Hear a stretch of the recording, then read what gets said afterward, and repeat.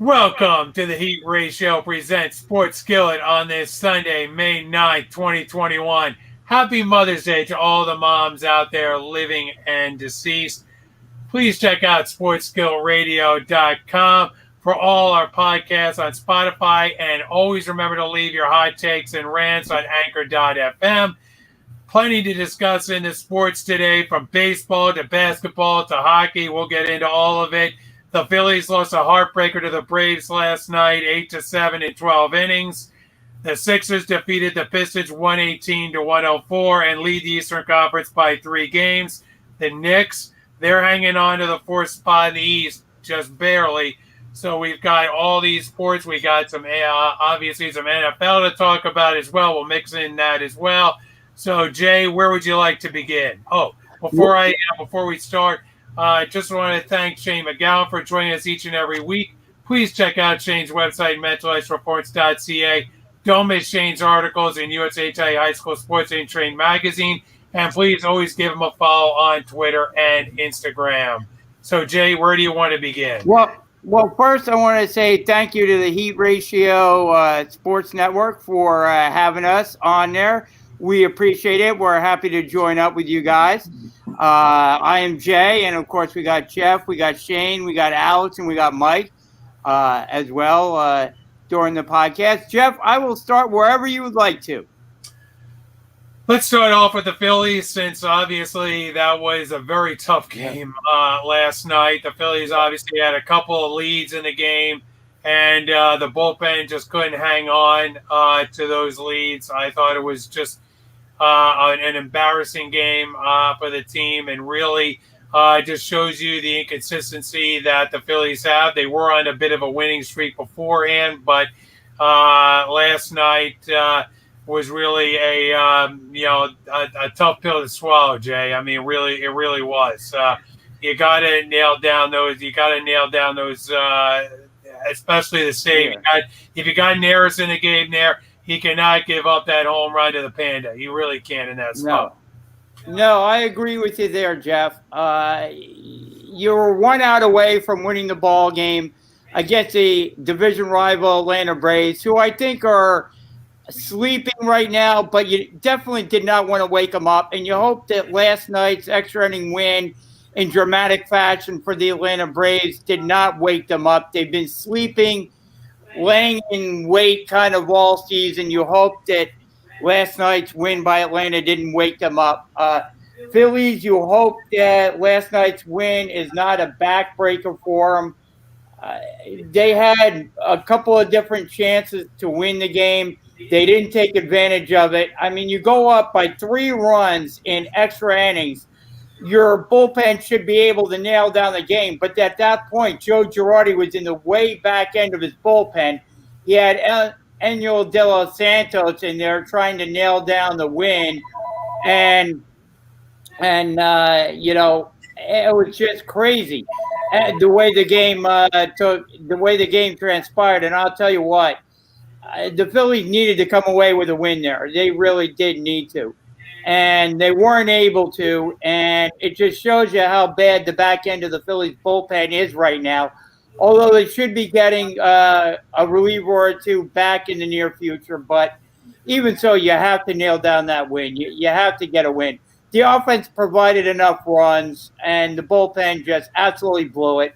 Like you said, you had your closer giving up a game-tying home run to the pinch hitter, the Panda. I'm telling you, that's not what you wanted to do if you're the Phillies. You have to nail down that win. Could be a complete heartbreaker for the Phillies. Well, it just shows you the inconsistency that the Phillies have among all the teams really in the division. There's not really a team out there that's really jumping out to a huge lead in the division. So you got a lot of teams, I don't want to say mediocre teams, that have a lot of, I want to say, pluses and minuses, but strengths and weaknesses to their teams. It's just to me, I look at the Phillies, and yes, their offense is solid enough, but their pitching right now, that's a big problem right now, especially when you get to the back end of the bullpen. Well, right now, I think they have some strong relievers in there, and you saw that last night. Not all the relievers were bad, but you got to get Neris out of there. I'm tired of Hector Neris. I really am. Yeah, I'll agree with you. I mean, all you need to see was that reaction by Real Muto after that home run by the Panda, and you could just see the fact of how disgusted Real Muto was with that pitch from it really. I mean, that just shows you how bad Neris is, and he's had these problems. He is not a consistent closer. He just doesn't come in there on a consistent basis and shut the door. That's why he doesn't do it. No, I agree with you there. I would move Hector Neris to more of a seventh inning guy. I mean, I know he's up there in all-time Philly saves, and more often than not, he does get the job done. But when he's off, you got to get him out of there. But the Phillies do have three strong starters in their lineup. In terms of quality starts, in terms of innings pitched. I mean, you look at Wheeler, Nola, and Eflin, and they are three of the strongest starters in baseball right now, top to bottom, and they can get you by. If the Phillies can find a reliable fourth or fifth starter, to give them about 6 innings to start. Out of the fourth or fifth role, I think they're good, in terms of starting pitching. And they're going to get Archie Bradley back. That'll help out the bullpen. And, right now they have the offense that can win ball games. I know sometimes the offense goes cold, but, they can put up runs, and we've seen it. And we saw it again last night. The offense put up enough runs in order to win the ball game. Oh, absolutely. So Shane, obviously, when you look at the East in general, or you look at the National League, you look at this past week, and you look at the Cubs, obviously sweeping the Dodgers, and it just shows you that there's not really a team out there. There's a lot of I want to say parity right now around baseball at this point, and there's not really a team that's getting out and flexing their muscle early in the season. So, in a way, that's good for the Phillies and good for any team right now in the National League. But it will present problems as we get closer to the trade deadline, because you're not going to have a lot of teams willing to sell a lot of parts with all these teams really in the mix. Yeah, well, you know what? First off, I just want to say fantastic being today on the Heat Ratio with all you guys. All right, this is awesome. I'm glad we're here. And to get back to what you're saying, you're right. Nobody's establishing themselves as a front runner. Nobody's out here saying, you know what, I'm going to take this, I'm the leader, and just run with it in either East or West, like you said. And this is something where if Phillies can get going, they can show that, listen, we're going to be a dominant team as we move forward. But I mean, from the Dodgers to the Astros to everybody like this, I mean, tonight's game against the Braves, I mean, you got Nola pitching for them, right? Is he going to establish himself, as you said? He's one of these elite pitchers out there. Is he going to be able to go out there and show what he can do? So, I mean, like I said, there's a lot of things that are happening right now, but nobody is stepping up. When you look at all the standings right now, it's like, 1.5 games back, 2 games back? I mean, this is nothing. Normally, you're like 8, right? 6, 7, 8 games back from all these teams.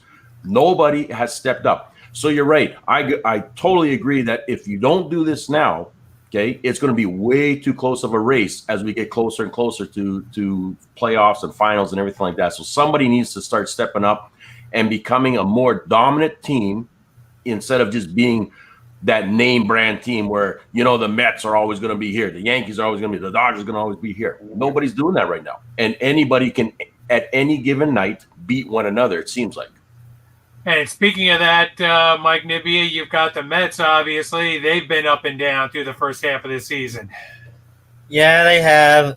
And it's through no fault of their own, but it's through fault of their offense, which had been lacking these past 2 weeks, thanks to Francisco Lindor and his 0 for 28 streak, which he has broken. He's gone 5 for 9 since, and they're going for the sweep of the Arizona Diamondbacks a little later today.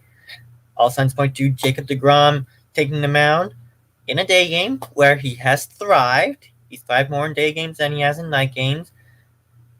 I'm looking for Lindor to continue his hot streak. I'm looking for, hopefully, the offense to provide some run support for deGrom. They haven't been doing that lately. And I'm looking for, hopefully, the bullpen to close things out if the Mets are to get a lead. And that's been the problem, I think, the general theme for a number of the teams in the Eastern Division right now is the fact that when you look at the closing situation, that's been a problem for definitely the Mets, and it's been a problem for the Phillies. Obviously, you look at a team like Miami, and they've gotten hot recently, but that's what's been happening so early in the season is that teams have gone on, mini streaks, and then they've gone cold. Hot and cold. But for the Mets, I think it's a matter of getting that consistency out of the bullpen like the Phillies. There's a lot of similarities here. You want to get that consistency, Mike, out of that bullpen and definitely out of the closer's role. Exactly. You want to get that consistency out of the closer's role. Philadelphia, of course. Neris did not do that last night. He hasn't done that consistency. We haven't seen that consistency out of him. And for the Mets, we have not seen that consistency out of Diaz so far since we got him.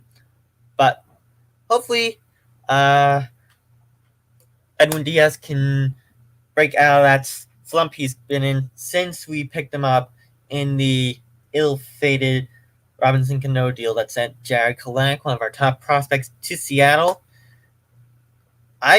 I'd love to see some 40-save seasons out of Edwin Diaz. As for your situation in Philadelphia with Neris, move him to an 8th-inning role. Yeah, I think you got to take – I agree with my brother. I think you got to take some pressure off of Neris and put him into a less pressure situation for a while here and let somebody else step up into the closer's role for now. Because it's just right now, to me, you can't run that guy out there not knowing whether or not he's going to give up the kind of home run he did to Pablo Sandoval last night. Yeah. So that's a problem. And again, that's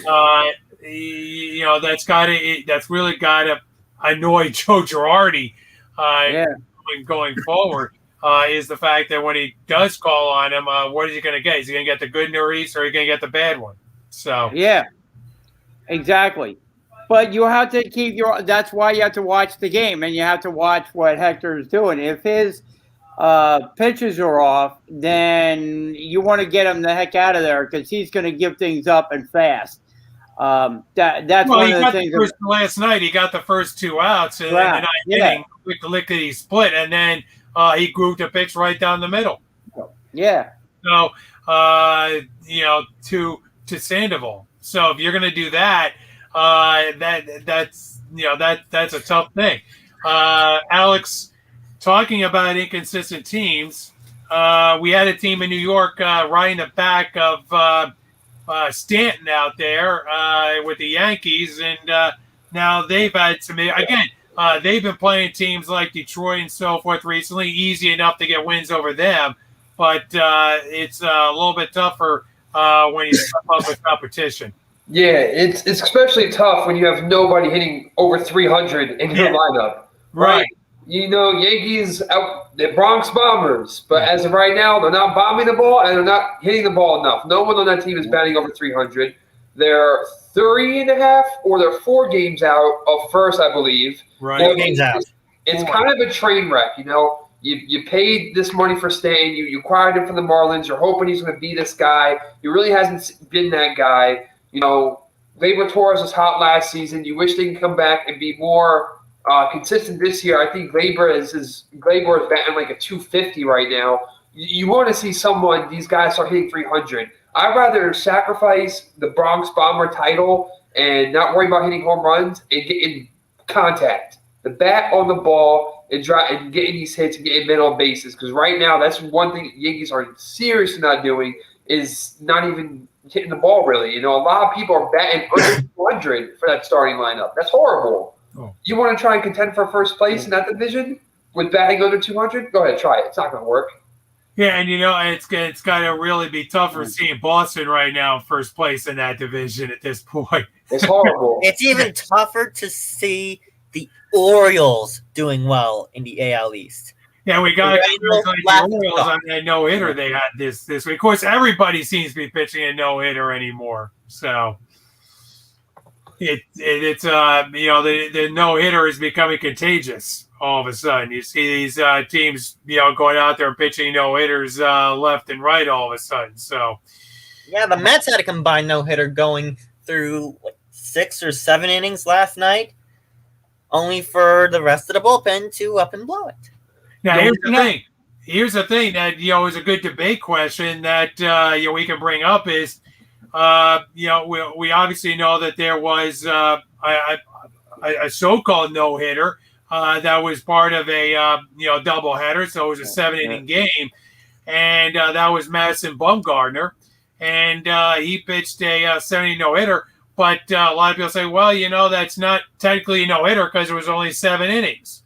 Obviously, Bumgarner's like, yeah, well, I pitched. It was a complete game. It was a 7. That's the rules that was put out there. So I put it out there. I'll put it out there to the group here. Is it a no-hitter or is it not? Okay, I'm gonna get on this one first. Okay, I'm jumping on this one before you.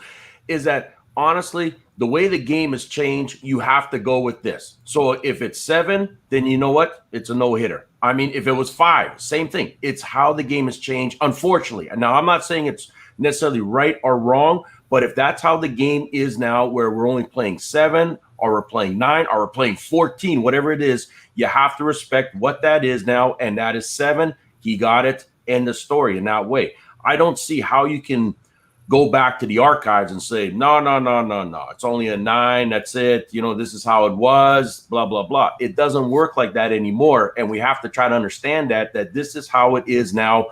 To me, he got it, end the story in that way, just because this is what they are doing now when it comes to 7 games. Totally agree with Shane. Absolutely. If you're going to shorten games to 7 innings and you're going to do that, and that's the new rules, and the players have to play by them, managers have to manage by them, and that's the new set of rules. Totally agree with Shane. It's a no-hitter. Yeah. He went the distance. And the other thing too is if you're shortening the games to 7 innings, give the starting pitcher a win.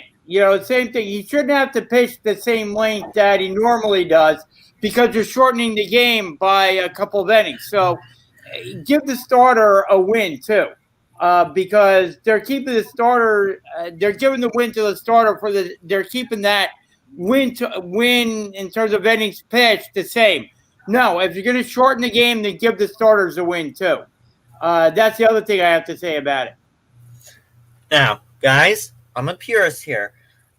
I think while I do think a no-hitter is a no-hitter, I also think that this one shouldn't count because it was just a 7-inning game. It should be a 9-inning game, but a no-hitter is a no-hitter, and Bumgarner does deserve credit where it's due for his efforts. I feel like Shane honestly just made a great point, and it's like almost like you can't really argue it. Like, think when any sport changes a rule, right? And going forward, that new rule is in place, and when things happen, it's accounted on that new rule, right? Like, if you look at NFL with pass interference, it's a lot more easier to call than it was before, and it changes games a lot. It's the same thing in baseball, like Shane said, it's how the game is played now. You can't look at the past. If you want to look off the past and call games, you'll never have – what's the point of rules if you're going to look off the past? There's no point in changing anything, So it is where it is now. I agree with Shane. I think on the nose there, honestly. Exactly. It's like what you said in football. Is it a catch or is it not a catch? We're still having that catch or no catch debate in football today, Alex. Exactly. It's really a tough situation that baseball has gotten themselves into because basically you can't not count it, in my opinion, as a no-hitter because that's the rule. That's what they implemented as far as orchestrating double headers to try and move the games along and be able to get both games in a reasonable amount of time. So you can't expect if somebody pitches a no-hitter in one of those games, one of those ends of a doubleheader, not to count it as an official no-hitter. Even though, like the Elias Sports Bureau pointed out, there have been many pitchers over the years that have taken no-hitters into past 7 innings and have lost in the 8th or the 9th. That did not get credit for a no-hitter, but at the same time, those were not the rules that they played under. That's the end of the game as far as 7 innings goes. So Madison Bumgarner should rightfully be credited, in my opinion, with a no-hitter.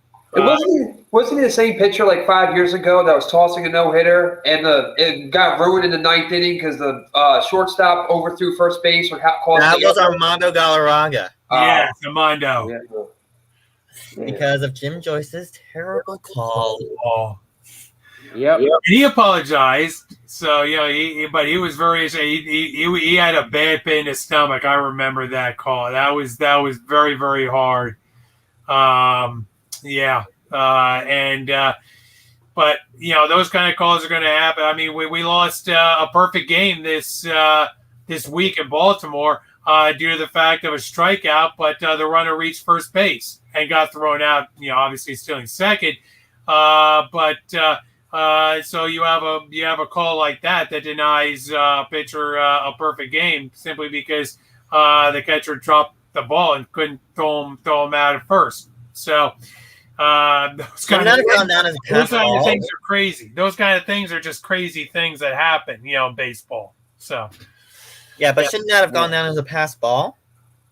It's again, that's and it did, in fact, and but the runner reached base, so therefore it's not a perfect game any longer. So, but those are the kind of crazy things that happen. We should turn our attention right now to basketball. We haven't talked about basketball in a little while. That's right. So, and there's a team in Philadelphia, Shane, that is moving right ahead, full speed ahead right now into the playoffs. And the Philadelphia 76ers, my gosh, they've left Brooklyn and they've left Milwaukee basically in the dust here for the 1 seed. It looks like that race is pretty much done. So the Sixers right now, obviously, as the playoffs get ready to start in the NBA in a couple of weeks, and we get ready for the NHL playoffs coming up, starting up here. But we'll get to hockey in a bit. But as far as the NBA goes, boy, those Sixers are playing awfully well at the moment. Though, you know what? They're on cue. And I'll give this. MB is playing phenomenal right now. No question about it. He is their bread and butter, as they said. Tobias Harris, the MVP of the league. Yeah, without a doubt. Stay healthy. Keep doing what you're doing, and you'll be all right in that way. My biggest concern still is just what is going on with Ben Simmons when it comes to certain things out there. I mean, his shot ratio, everything like that. It's so funny because on DraftKings, DFS Sporting, everything like this guy is still relatively low when it comes to people taking him, but he's not producing the way he should be or you want him to in certain ways. And like I said, it's going to, I guess my biggest concern is how are they going to be down the road if Simmons cannot up his game a little bit more to match with MB and Tobias Harris out there? Because like I said, you need those trio. You need that trio out there to do damage as they move forward, because I don't think it's just going to be a necessarily easy by far run in any playoffs. All right, just getting out of the East and to get into the West type of thing like this. Go ahead, Shane. No, I do think they have a great court, and I do believe that they've got guys that can come off and help contribute in different ways.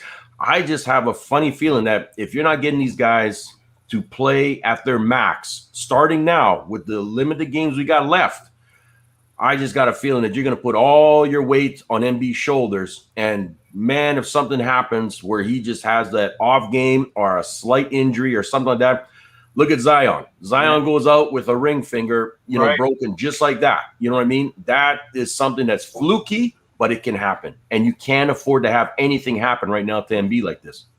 I'm just eyeballing. And I'm just saying this, if the Knicks can hang on to that 4 seed, a second-round matchup between New York and Philadelphia. Exactly. That.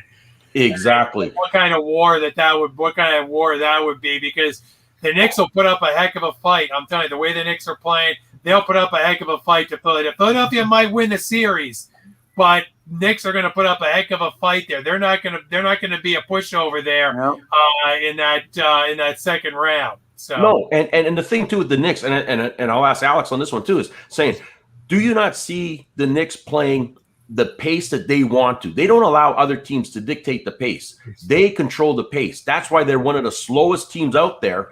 And I mean, Washington, Indiana, they're one of the fastest teams. The Knicks have been able to control the speed at all times. And I got a feeling that Philadelphia ain't going to be any different. Knicks are going to want to control that speed if they have to face one another. I don't know what Alex thinks about this one. Yeah, they're gonna. I agree there, and it's gonna come down to the scoring and the game possession that the Sixers can hold on to. So, for example, the Knicks are what, 37 and 31, 37 and 30. Right. On there, they're in third place in the Atlantic. The Sixers are obviously winning. These two teams are gonna be. It's gonna be like Godzilla versus King Kong, head-to-head clashing, right? It'll be what team can consistently hit more buckets. I watch the Sixers play sometimes. I sit there like, oh, come on, Seth, why can't you shoot like your brother? You see him take those shots, and it just misses by a hair. And it's like those are going to be the game factors that come down to it. Watching the Knicks last night, Jackson had a couple breakaways where he got open, quick shots, but he missed those too. Yeah. And it's going to all I think it's going to come down to who could hit those shots the most, to be honest with you. It's going to be a very aggressive game. How concerned are you, Jay, about trying to get out of the East if you're the Sixers? Not really concerned too much. I mean, you got the Bucks. They might be tough, but I look at it and I don't think the Knicks are ready to compete for a championship this season. I still think they're maybe about a year or two off, but they're building the right way. I like their competitiveness. They're a feisty team. They're going to be a difficult out for whoever faces them. But I look at the East, and, I mean, you look at Brooklyn. I mean, the three top stars haven't played together that much all season. I mean, what, they got a handful of games together? And you think they're just going to flip the switch and turn it on in the playoffs? That doesn't happen. That's what they're expecting. We've seen that all the time where, okay, we're going through the regular season, we'll turn it on in the playoffs. Playoffs come, everything gets ratcheted up a notch from the regular season, and the teams that say we're going to flip the switch can't.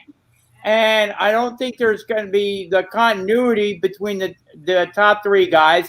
We don't know if they'll be able to play together because of the injuries to Harden and to KD. So I don't look at that. I think that and Brooklyn doesn't play defense at all.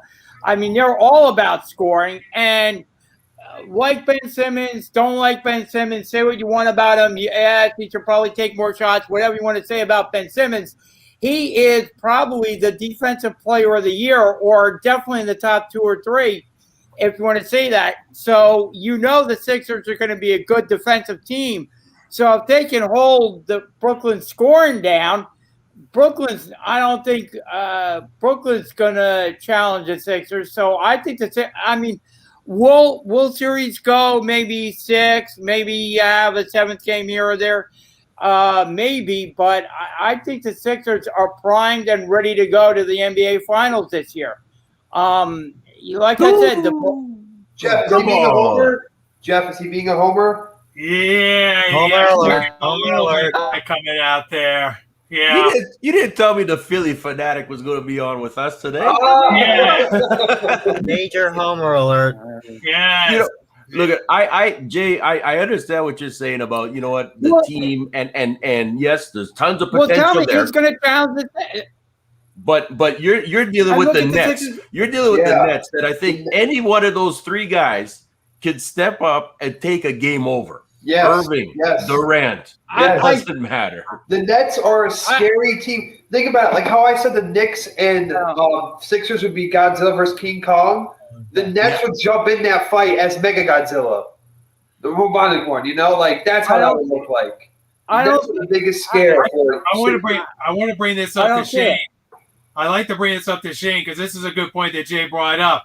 They haven't played together all that much, Shane. Do you think that, these three veteran players can simply flip the switch and sort of get going and just figure things out in the playoffs? Honestly, I do. Think there's going to be a little bit of struggling there to go on? No, because I think it was demonstrated already when Irving took a step back to let Harden play the point. He said, hey, this is your show. You do it. You know what I mean? These guys have so much respect for one another that they understand where each guy is going to be on certain things and what their job is. Yes, you haven't had them out there consistently, all three of these guys, but I'll guarantee you this, when you do, I'd be very afraid because they're going to do what they want to do. Whoever has the hot hand is going to take the shots. Do you think those other guys necessarily care come playoffs that, I didn't really get to shoot it 20 times? They're going to be like, did we win? Good. Move on. I want that big shiny ring at the end of this. This is the thing. This is not now about scoring championships, all this stuff like this. This is about getting that ring. And when you're dealing with these three guys who have that competitiveness in them and will step back and allow each one of them to do their job and do their role, you're going to see probably, and I think this is what you're going to see, is each game being different of hot hands, certain things happening from each one of these guys because they can be that good and take a game over. And whether it be the first, second, third, or fourth quarter like that, these guys have that potential to do it. I'm just saying is that as much as Philly has talent, Philly is moving and are in the lead right now of that Eastern Division. That's great. I just think is that when it comes time for crunch time on certain things, I think Brooklyn has an advantage because of their experience and the guys that they have on that game too. But my question is, how many games are the big three going to play all together? Because as many as they can without if they're healthy, they're going to play. And there's the key. Well, here's the thing. How many games we've gone through? How many games, Shane, this season, and how many of the three of them played? But it's playoff time. If the players are not as hurt enough to play, they're going to play. Yeah, I mean, look they're still at second place. What do they care? They're like, we made it. I mean, they could be having hot dogs on the sidelines for all I care right now. It isn't until the playoffs start. And that's what I'm getting at, Jay, is that, look at Harden. This is probably the best thing for him because I guarantee you they're going to make a run for it. They want everybody out there doing their thing. Let them rest. You're winning. Who cares? Just like Durant, the same thing. You're winning. Who cares? Yeah, it's like, and that's a plus for, the Nets to be able to rest Durant and be able to just have him, as healthy as he can be come playoff time, especially given his injury history. This was brought up this week. I was on a show this week, and they said the same thing to me about this, is saying, why is Doc running MB as hard as he is right now? Yeah. Okay? Why? Why do you want to take that chance, Jay, with MB out there for 30 minutes, 32 minutes, whatever it is? Okay, you're risking a chance of him being injured, some flukiness. He's got bad back all the time, right? His knees, everything like that. So you're going to tell me in these last few games, they should be like running him, or should you think about maybe downplaying his time a little bit and resting him to allow him better? Well, I think what you're going to see is once the Sixers, technically they have the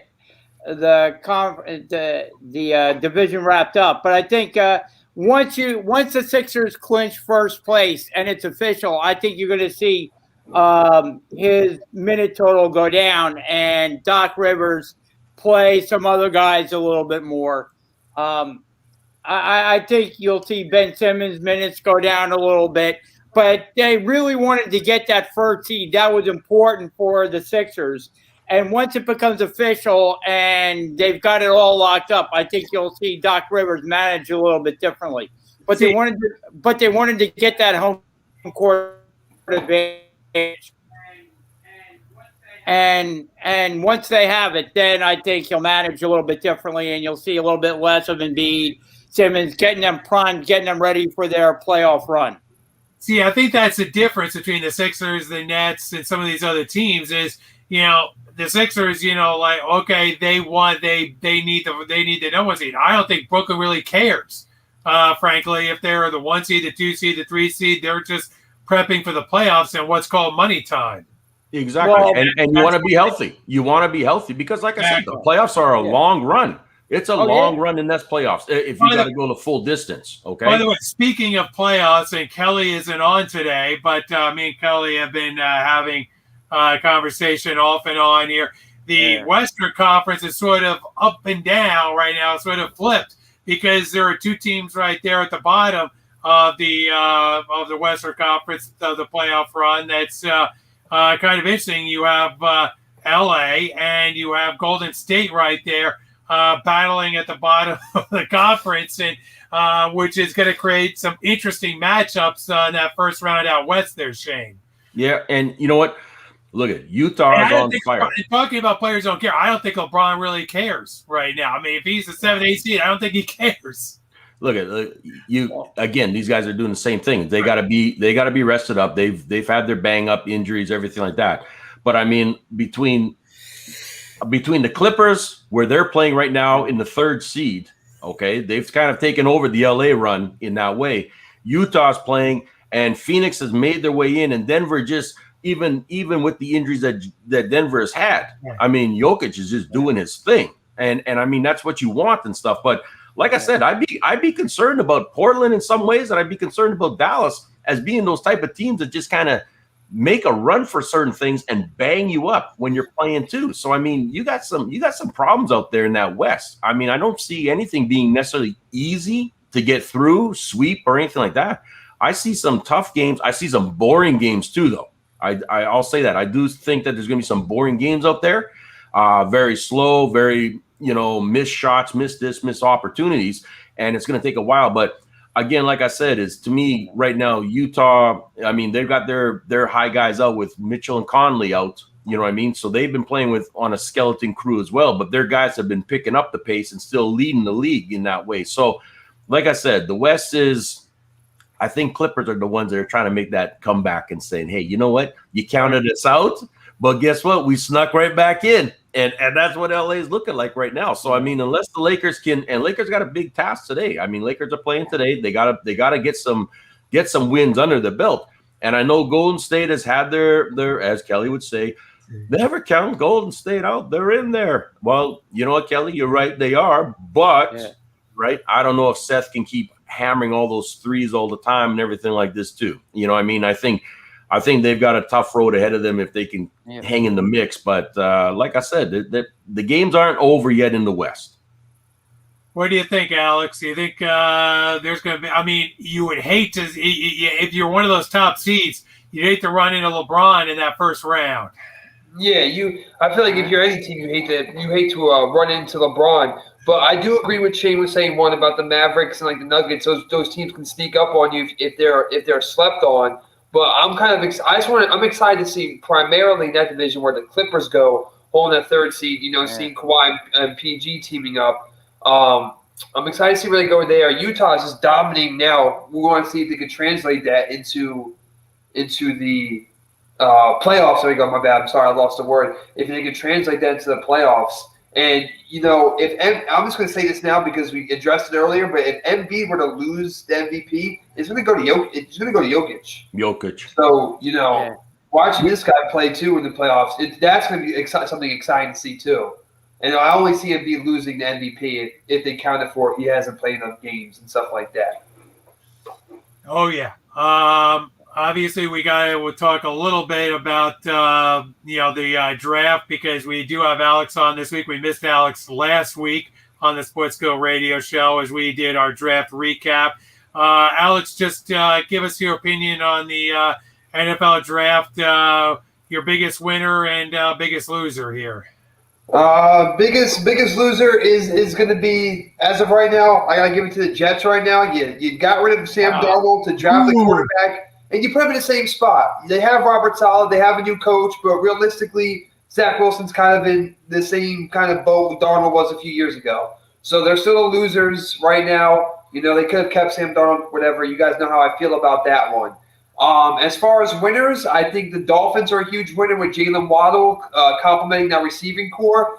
Some of their guys are all up there in age, especially with Devontae Parker dealing with some injuries, but you give Tua some good weapons. You got Myles Gaskin back there, Mike Gesicki, Devontae Parker, Waddle, and then you got Jakeem Grant over there. So I give them credits for that. I think Rashad Bateman was a win for the Ravens, giving a nice receiver complimentary to Hollywood Brown for Lamar Jackson. I think that was a win.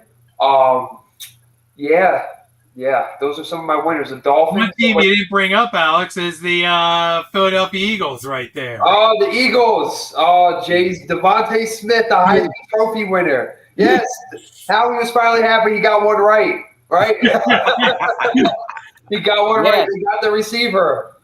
It was nice. He actually jumped over the, they actually made a deal, obviously, with the Dallas Cowboys to jump over the Giants. Yep, I do like the Micah Parsons pick. I do also like the Bears being aggressive. They traded up for Justin Fields when they saw he was available. They did something right there. Last time they traded up for a quarterback, he was benched for Nick Foles. And re-signed up for Andy Dalton. So I have faith in Justin Fields this year. And I'll give this bold prediction I gave on a show last week. Shout out to New Stitch Media. Justin Fields, you give these Bears team 2 years, not this year, but next year, they're winning the division with Aaron Rodgers departing from the Packers within upcoming time. Hey, Jay, Ken Moskowitz has a question for you. I think our man Smith will be better than Waddle. What do you think? I think a lot of people feel that Devontae Smith is probably the best wide receiver in the draft. But there can be arguments made for the other ones as well. But you look at the production that he gave throughout his career at Alabama, and you look at the fact that the other guys got hurt. He didn't. I mean, the one thing that people bring up about Devontae is slight frame. But you look at it, and the other wide receivers on Alabama ended up getting hurt. He was the one that remained healthy throughout his collegiate career at Alabama. He knows how to shake and wiggle and use the sidelines and stay healthy. So I think that's a big plus for Devontae. And I really do think the Eagles probably got one of, if not the best wide receiver in the draft. Because the other wide receivers went down. So when you played Alabama and you were focusing in on the wide receiver position, teams focused in on Devontae, and they still weren't able to stop him. He still put up over 1,000 yards in receiving yards. So even though teams game plan for him, tried to stop him, they still couldn't. He still remained healthy, even though some of the other guys on the Alabama wide receivers got hurt. So, I think the Eagles got definitely a number one wide receiver and a guy who's going to be productive for them for, who knows, the next 10 years or so. Yeah, but Jay, you got to understand. You're at the next level in the next NFL. Level. Just about to say you're that. going against a guy like Jalen Ramsey. You're going against a lot of guys that they don't care what you did in college. They're going to hit you. But he played against these guys in college. Yes, but they're upgraded. Jalen Ramsey isn't the same Ramsey he was in college. No. You know, the defenses, first of all, the defense you will go up against in your own division, right? You got to hope Jalen Hurts has time to get the ball out. With that Washington defense, with the Cowboys upgrading their linebacker core, these guys, you got to first of all make sure Jalen Hurts has time to get the ball to Devontae Smith. And second of all, some of the quarterbacks, like Shane was saying, he's going to go up against top-tier talent all across the NFC division. Jalen Ramsey, you got, J.C. Horn was just drafted. He's going to see him again. You're going to get in your division alone, you're going to go up against James Bradbury. These guys, Ronald Darby, stuff like that, And Michael Nibia, how about the Giants obviously trading down in the draft? They haven't done that in a long time. You have so the Giants obviously, they made some upgrades, but what do you think of the Giants there, Michael Nibia? I think the Eagles trading with the Cowboys to snipe the Giants of Devontae Smith forced Dave Gettleman's hand to trade down to 20 from their number 11 pick, which the Bears used to get their quarterback of the future. I think it was a really smart play by Dave Gettleman. Of course, we haven't seen many smart plays by Dave Gettleman since he took the helm of the New York Giants as GM, but I digress on that one. And, of course, Ken Mockowitz chimed in. The one that I am rooting for to make the Birds is Landon Dickerson, hoping and praying that his history of injuries prior to 23 are thousands of miles in the rearview mirror there, Jim. You're drafting guys that get injured. What the heck, man? Replace Jason Kelsey. Yeah. Well, you look at him, and he was one of the best centers in Alabama. I mean, he's a leader on the team. The only thing he has to do is remain. I mean, I could say the same thing about Kevin Durant and Harden. I mean, they haven't been. Here we go. No, you can't, because the Eagles are the most injury-prone team in the league. How many people get hurt every game? And when has KD been fully healthy recently? No, I'm not worried about basketball. I'm worried about your Eagles who are trying to rebuild and drafting pieces that are already broken. We don't know how broken Landon Dickerson is going to be, because he's rehabbing, and he may be healthy at the start of the season. If not, he'll play later on during the season. All right. He's on the disabled list. Say I have an action figure and I drop him and his leg pops off. I put the leg back in, but it's so much weaker that if I keep doing it, it's going to keep coming out. You know, look at the key word here. It's history of injuries prior to 23. Oh, there's a history. It's almost like the argument we talked about with Carson Wentz and the concussion didn't count. These injuries are real. They're there, and they can come up anytime. Exactly. Thank you, Alex. Dickerson's going to end up on the disabled list. He could to start the season.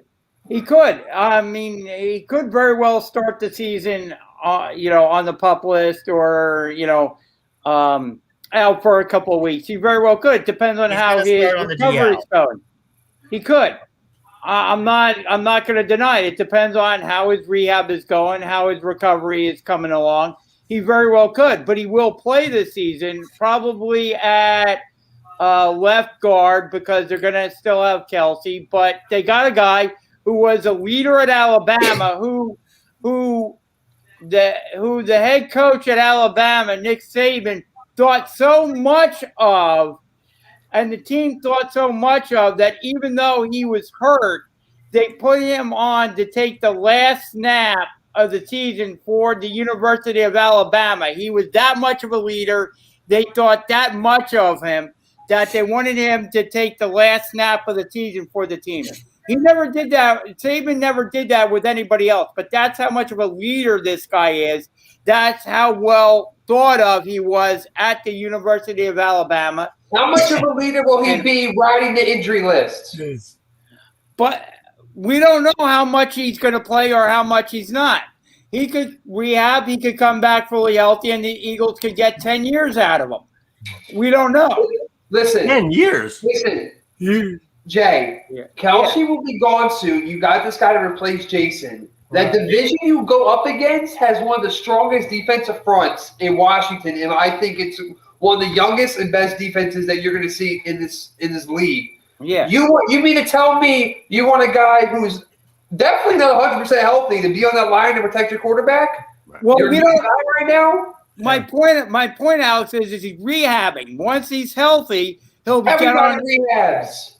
He'll get onto the field, and we don't know. But he was one of the highest regarded linemen in the college football draft. The only reason he fell was because of what you speak of, his injury history. That's the only reason he fell. So why draft him? Exactly, why draft him? Because he's a team leader and he's one of the highest regarded linemen in college football. So you want that guy on your football team. You want a leader. You want a guy who's going to take charge. You want a guy who's going to be a galvanizing force on your team. And the only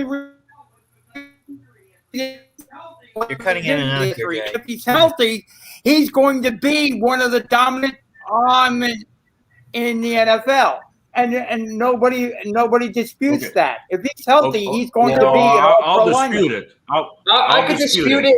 I could dispute it. I would like to say you can find a lineman anywhere in the draft. Look at Quentin Nelson. He was, I think, a fourth round when he came out. No one expected him to be as great as he is now over in Indianapolis. There is room to find offensive linemen anywhere in the draft. I think they try finding a replacement for Kelsey really early and a broken player. Yeah, I still think the Eagles are trying to trade Kellis or try to find somebody to take him, but they haven't had any takers to this point. One team that was, as Alex and I were discussing for several weeks, that was just lying in the weeds there is Bill Belichick there, Alex. And he went out and he just stayed where he was, and he found a quarterback, Alex. Yeah. I look at that, and I've had several talks to people. There's a reason why, one, Mac Jones fell in the draft. Two, Mac Jones fits the perfect type of player that Belichick likes in like the Tom Brady aspect. He's a pocket passer. The problem I have with this is Mac Jones, he's going to go up against pretty rough defenses. That Dolphins secondary is no joke. I think he sits behind Cam Newton this year. Cam Newton's going to run out this 1 year, and then Mac Jones will take control. My problem with Mac Jones is I'm not too high on this league being a pocket passing league anymore. You have to have a lot more athleticism and mobility, almost like a Russell Wilson and Patrick Mahomes, and be able to extend the play. I don't think Mac Jones is athletic enough or fast enough to do those type of things. And transitioning to the league, here's my thing. You look at it, I feel Bill Belichick's trying to find another Tom Brady, a similar Tom Brady feature. But they're not going to re-spark that flame where you have those quick 2-second passes. The quarterback's going to know exactly where the receiver's going to be before the ball snaps and where exactly to put the ball. You're not going to have that same chemistry, especially when these newer guys just signed and Kendrick Bourne stuff. You're not going to have a lot of that. I think it was a good pick. You got your next year doesn't look to be a good year for quarterbacks. Okay, you got your quarterback now. You got it out the way. But it's risky. I think, it's a dangerous game, to be honest with you. I do like this. New England's getting a lot of people back that opted out last season. They're going to get a lot, like Donta Hightower. They're going to get a lot of these guys back to get some offensive lineman help. It's just going to be how these positional players can all mesh together. They have to work on that chemistry right now going into the season. All new guys. And Alex, obviously, you mentioned you have to be a little more mobile. That would mean that you're probably a fan of Trey Lance then, and the 49ers pick there in the third spot. Yeah, I mean, I do like Justin Fields more than Trey Lance, but at the same time, Kyle Shanahan sees something in him that we haven't. So I feel like in that regard, you would have to, okay, they have something here they can work with. I think he sits behind Garoppolo as well. I feel like if the 49ers tank, you're going to see Trey Lance step in. If Garoppolo gets hurt, you have no choice but to see Trey Lance step in. Here's the thing. I'm not keen on throwing rookies right into the flames. Trevor Lawrence is probably crying his eyes out because he's in Jacksonville and he's going right into the flames. But I'm not huge on that, so I feel like any rookie that gets drafted should sit behind the quarterback unless you're Zach Wilson or Lawrence. But I am a fan of Trey Lance. I do like his athleticism. I do like his mobility. I do. There's nothing a lot negatives I can say about him. I think it was a good pick either way. The only question I got on this one is that when I was on with Dan Orlesky not long ago, he questioned Lance's ableness to read the defenses fast enough, right? That was something that they had questions about, of saying he's not picking up certain blitzes quick enough and things like that. So that, I think, is what – and look, just like any other rookie quarterback, you got things coming at you like no tomorrow because this is what they do in the NFL. So my thing is he going to be able to see these things fast enough and make the right reads and right adjustments too? So, again, learning process, learning program, and everything like that. But I totally agree with you can't feed these guys to the wolves right away. They got to sit back, let the starting QBs do their role, do their job, unless they're tanking. And then, okay, guys, you got to get in there a little bit. Look at Justin Hubert, right? It wasn't until you gave Tyrod Taylor a needle when you shouldn't have, and this guy finally gets his opportunity, and he shined. But it took how many games, you know what I mean? And he did extremely well, and he's going to be a huge, huge benefit to those Los Angeles team as they move forward, right? You know what I mean? Yeah, absolutely. That's it. And it's all about can you capitalize off next season? That's going to be the big question. A lot of these guys sometimes don't come in with the same fire. Look at Lamar Jackson, number one player in the top 100, MVP, and look what he did in the season after that. I think Herbert will translate. I think he has a great offense around him to help translate. I see a lot of different sways. The AFC East division's up in the air. It could be from any three teams. Your NFC East division, Jay, it's between the football team and Cowboys. Let's be honest. I'm sorry to say it, Jay. Between those guys, a lot of these divisions are going to be up in the air. Well, the West is going to be crazy. I mean, that division is going to be absolutely nuts. The NFC West is just going to be nuts. Absolutely. Because, you're going to have, I believe, Garoppolo playing with a chip on his shoulder for this season, knowing the fact that he's got Lance wearing the wings to take over. He's going to want to really put up some big numbers for this season. Yeah. If nothing else, up his trade value as the 49ers look to move him.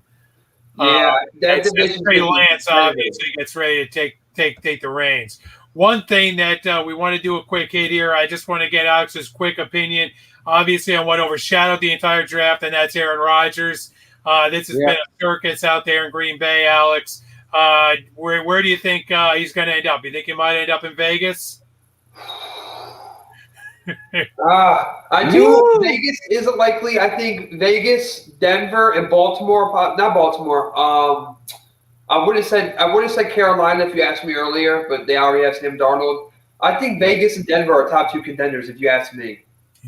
I totally agree on that one. I think if anything, Vegas is trying to block the Denver move and do whatever they can. You know what I mean? And Gruden will throw everybody to them.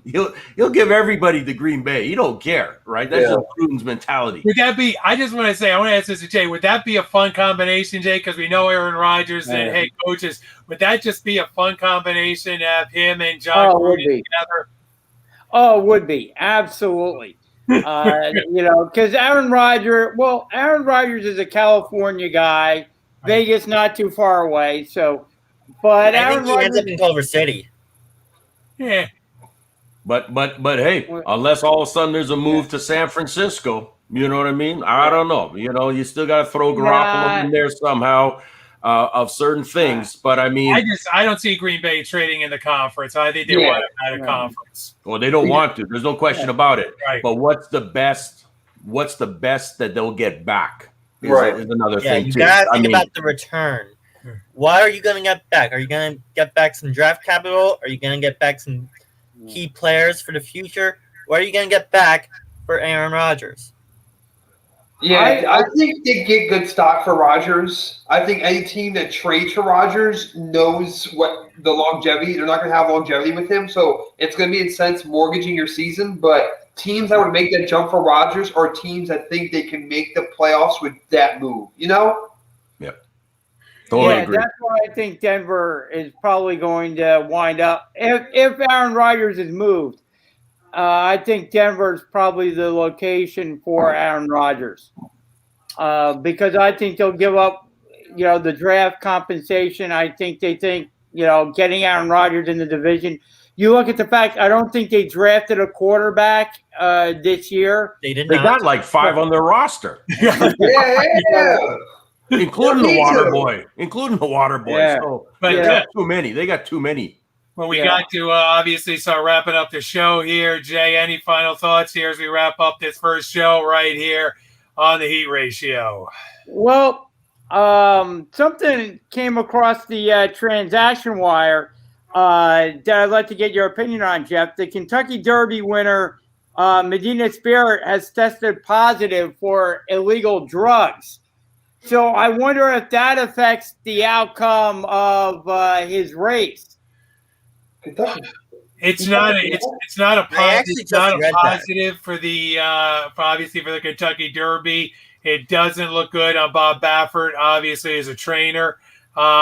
This is something that has just been going on in horse racing. We've seen this kind of thing, the testing that's been going on. It's been radical, and it's been something that's been a very hot debate as far as horse racing is gone, trying to test these horses and trying to make sure that, these trainers aren't getting away with anything. And Bob Baffert has already been on the outs with a lot of people. I mean, he's already been one of those trainers that's a love-hate guy because of all the success that he's had. So that's been a little bit of a problem. But yeah, that's just something that we have to follow up on. But we'd like to thank everybody for joining us this week. Hold on, Jeff. Hold on. My question then is, do you take the Kentucky Derby winner away from him? Do you take that away now that he's tested positive for illegal drugs? I don't think you take it away. I don't think they're going to end up taking it away from him. But you don't think so? We'll have to just wait and see how the rulings come down on this. But I wouldn't take it away from him. But who knows? I mean, horse racing has gone through a lot of scandals, so we'll have to see exactly what they're going through. Would I take it away from them? No, because I think a lot of these horses are duped up on something. I mean, I think that's just the case, that all these horses generally are taking something. So that's just the way it goes right now in horse racing. And whether or not they get caught with it is always the big deal. That's the big thing. And yes, this horse got caught with it. So at this point, it's going to be a matter of, okay, how did they deal with it? Well, I think it is a big deal because you have everybody betting on. I mean, you were talking about the Kentucky Derby here. It's not, your regular horse race here. You have, how many millions of dollars being bet on this race.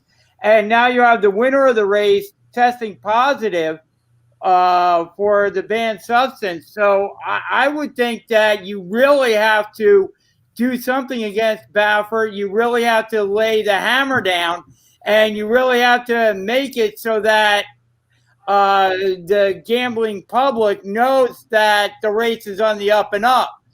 Now, you say that all the horses are taking something, that may be fine. But when the winner, if I'm a guy who bet and lost a lot of money on this Kentucky Derby, and then the horse that won it test positive for a banned substance, I'm up in arms right now. That's the sport, Jay. That's the sport of horse racing. It's a dirty sport. That's what it is. Follow up. You got to be more honest. That's the sport. It's a dirty sport. I'm just saying, you got to lay the hammer down. These horses are taking so much stuff up their butt. It's incredible. I mean, that's the sport of horse racing right now. If the jockey had tested positive, that's totally different. Okay, if the jockey, but every one of those horses is on something. That's just how it is. Yes. All right. Now it's about, okay, are we going to cross the board and make it fair and test these dogs before this even gets racing? Okay. So, like I said, unless the jockey tests positive, it's still a win. Yep.